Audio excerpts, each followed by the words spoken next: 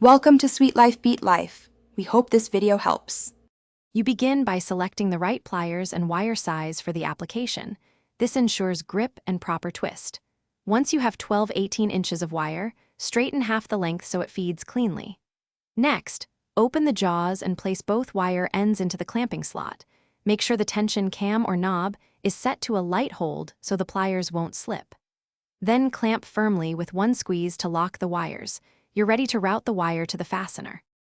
Now route the wires through the component or bolt holes so they oppose each other.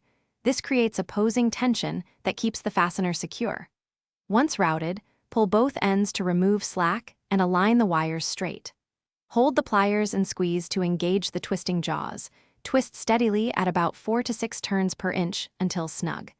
Make sure you maintain tension while twisting so the wire seats tightly against the hardware. Release the clamp only after the twist is secure and even.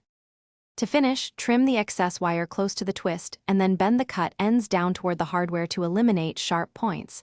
This prevents snags. Once bent, use a file or wire cutter to smooth burrs for a clean finish. If you notice slippage or an uneven twist, reclamp the wires, increase the tension setting, and repeat the twist. Often the issue is incorrect wire size or insufficient tension.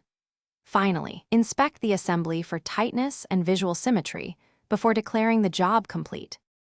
Thanks for watching. Consider subscribing if we helped you.